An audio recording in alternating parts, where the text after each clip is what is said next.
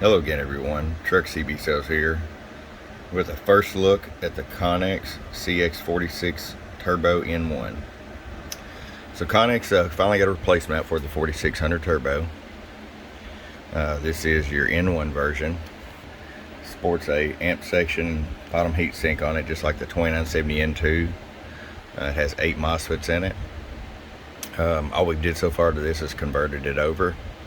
I just wanted to show you guys a little before and after where we're at on it.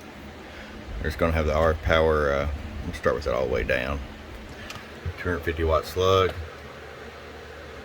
Alright, so you see about 10 watts. Willow. Moves forward to about 12, 13 bird. Peak power 500 watt slug. Willow. 1 2 1 2 1 2 1 2. Hallelujah. 1 1 1 1 1. So it's sitting there talking about 100, 125 or so. We're going to go in here and give you an inside look. We'll be right back. Okay, and we're back. The inside of the Connex CX46 Turbo N1. And just as I told you guys, there are your 8 IRF520 MOSFETs. This is the same exact amp section and heat sink combo that you see on the N2s. Does really well, but you have to check the gate voltage. A lot of times they'll come in over 4 volts on the gate. We like to set them at 3.5. No power loss, just minimizes the heat, putting the gate voltage to spec. A lot of shops, you'll see they will crank them up to show a little bit more power on the meter. So when you put it right over here on the spec analyzer, you see it's not really on frequency. Plus it shortens the life of these transistors. Moving over here to the radio section. Get your echo board here. It's a little bit loose. We'll get that tightened up. Check all the connectors. That's part of our tune alignment. We check everything because guys, these come from overseas and anything can happen. Coils are spread from the factory.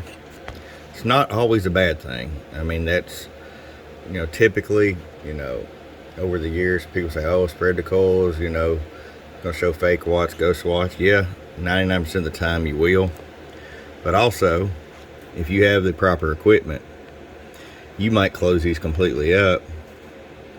Your power may go up or down, but if you look at it on a spectrum analyzer, you're going to see if you made it dirtier or cleaner.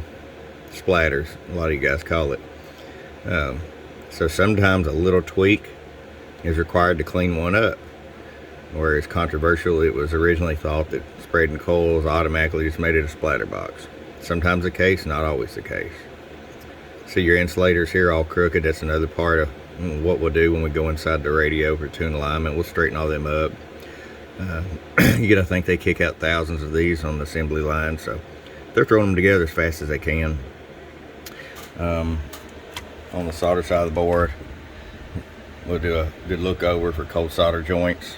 Sometimes that's found, not real often anymore. Some of the old 55 HPs had a lot of cold solder joints in that board they used, but haven't had a lot of trouble here lately. So with that being said, I'm going to get to this one, see what kind of power we can unlock. I suspect it's going to be somewhere close to that of the N2. And I will say it's rather clean already sounding. I did key it up and look at it on the spec analyzer and listen to it on a monitor radio, and had a very pleasant sound to it just right out of the box. So power's down, but yeah, I think they're going to be a nice little radio. So with that, we'll be back. Okay, and we're back with the Connex CX46 Turbo N1. Turned out really nicely. Clean power. Got a decent receiver on it as well. Get right to it. RF power all the way down, 100 watt slug. We set it about 5 watts. That way if you buy this and you decide to run an amplifier, you get full adjustability. 50 watts all the way up. I'm going to show you average power swing. Over 100 watts of average power on the bird. 250 watt slug in PEP. Hello, 1 2 3, hello. And a little over 250 PEP. Okay, there it is. The new Connex CX46 Turbo N1.